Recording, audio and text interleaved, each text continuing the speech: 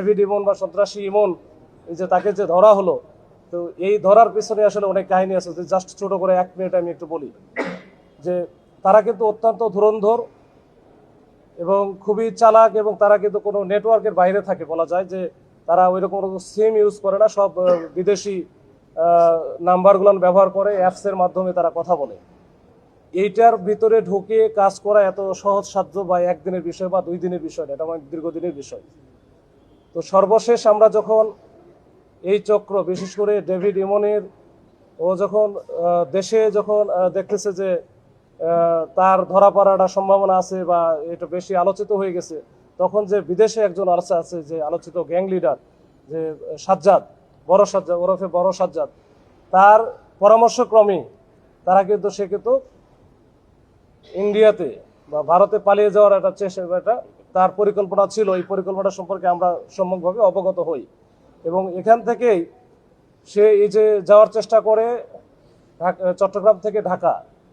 এই যে চট্টগ্রাম থেকে ঢাকা যাওয়ার পথেও কিন্তু আমরা ওই দাউদকান্দি যে এলাকাটা, ওইখানে আমাদের কুমিল্লা জেলার যে পুলিশ আছে, এসপি স্যারের সহযোগিতা আমরা ওখানেও আমরা চেষ্টা করেছিলাম, কিন্তু পরবর্তীতে আমরা ওখানে আমরা সফল হতে পারি না। এরপরে ঢাকাতে ঢুকে যাই, তারা ওখানে গিয়ে কিন্তু গাড়ি বদল করে, তা ইভেন তাদের যে ড্রাইভার পর্যন্ত চেঞ্জ করে ফেলে। চেঞ্জ করে এটা একটা পর্যায়ে তারা আমাদের কাছে খবর আসে বা আমরা ওইভাবে এটা নিয়ে খবর পাই যে খুলনার দিকে যাবে।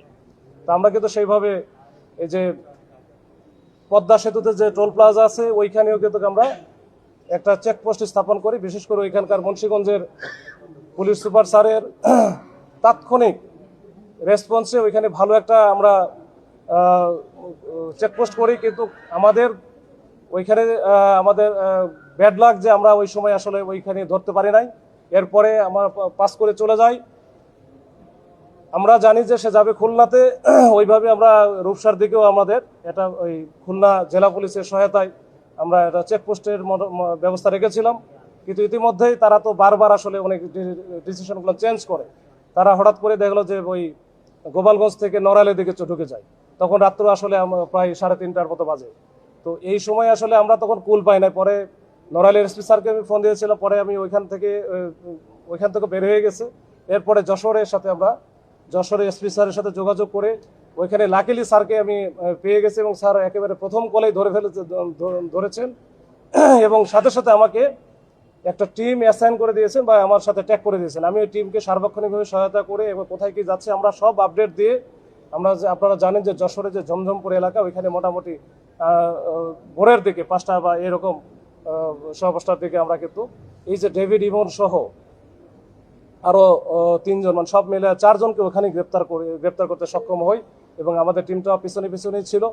তো পিছনে ওখানে গিয়ে আমরা পরবর্তীতে শনাক্ত করতে পারি যে ডেভিড ইমন সহ আরো যে 3জন আছে, সবাই আসলে তারা ক্লোজ অ্যাসোসিয়েটস, এবং এরা কিন্তু একেবারে ওই যে শুটার বলা যায়, বিভিন্ন জায়গায় সন্ত্রাসী কার্যক্রম থেকে শুরু করে চাঁদাবাজি সকল কার্যক্রমে তারা ওস্তাদ। তো এই ওখান থেকে ধরার পরে আমরা কিন্তু না চেনা, এটা শেষে আমি বলতেছি। এরপরে আমরা ধরার পরে ওখান থেকে আমরা নিয়ে আসি, যদিও একটু আমাদেরও হয়তো বা ব্যাড লাগি বলা যায় যে ওখান থেকে যখন ধরার পরে এই বিষয়গুলো হয়তো বা যে কোনো কারণেই হোক এটা বাইরে একটু প্রচার হয়ে যায়। তো যেহেতু অনেকগুলো সংস্থা, অনেকগুলো বিষয় জড়িত ছিল, সাংবাদিকেরাও তৎপর আছে, তো এই বিষয়গুলো প্রচার হওয়ার পরে আমাদের যে এই যে অপারেশনের পরবর্তী যে কার্যক্রমগুলো আমাদের জন্য একটু কঠিন হয়ে গিয়েছিল। এবং আমরা কিন্তু তারপরে আমাদের আরেকটা টিম যেটা নোয়াখালীতে অবস্থান করতেছিল, এই টিমটা যখন চারিদিকে ওই যে আপনার টিভির স্ক্রলে আসতেছিল যে শীর্ষ সন্ত্রাসী ডেভিড ইমন গ্রেপ্তার, তখনই কিন্তু আমরা আসলে কুল না পেয়ে দ্রুত কিন্তু ওই যে নোয়াখালীতে কোম্পানিগঞ্জ এলাকায় আমরা আরেকটা অভিযান পরিচালনা করি। তো সেখানে আপনারা জানেন যে এই যে রাউজান বা ফটিকছড়ি ওই এলাকার যে আরেকজন শীর্ষ সন্ত্রাসী এবং কুখ্যাত, যার নেতৃত্বে মূলত ওই এলাকায় প্রচুর হত্যাকাণ্ড থেকে শুরু করে চাঁদাবাজি বিভিন্ন ঘটনা ঘটেছে। তো তাকে আমরা ওইখানে ধরার জন্য চেষ্টা করি। একটা বাড়িতে সে ছিল, কিন্তু বাড়ির ছাদ থেকে সে লাফ দিয়ে কোনোভাবে, মানে এটা আসলে অলৌকিকভাবে সে বেঁচে গেছে বা সে ওখান থেকে পার পেয়ে গেছে। তো আমার কাছে মনে হয়েছে যে ওইখানে সে ওই যে জাহান্নাম দেখেনি কিন্তু দোজক দেখে ফেলছে। তো দোজক দেখে ফেলছে।